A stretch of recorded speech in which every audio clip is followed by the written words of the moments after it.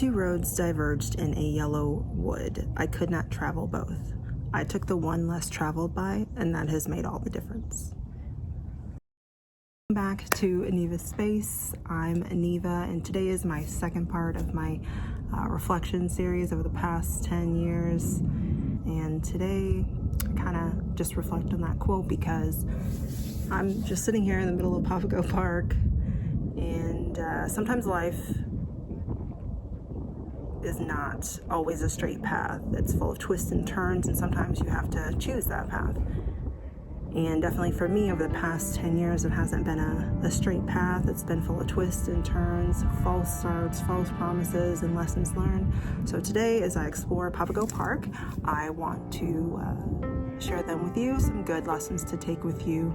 And there were some good lessons to take with me now that I'm 10 years starting over in a country that I've lived in before and am from, but it's definitely different this time around. Having to start over with no skills, which is not the case. So over the past 10 years, even if you're starting out anywhere, you have skills, so you never start over. You never really start from ground zero again, which is actually kind of nice to figure out. You don't start over, you start from all the skills you've acquired. The second lesson I'm learning is it's given me a lot of freedom. It's given me freedom that I didn't know that I wanted after the past 10 years. And it feels so good and scary. Because I'm in my 30s, so, starting over isn't exactly easy, but it feels good. It feels good to have a clean slate for once. A new start, just in time for a new year. The third lesson that I've kind of learned over the past 10 years is that it would seem common sense, but it reminds me of the quote, not everybody that helps you is your friend, and not everybody that is against you is your enemy.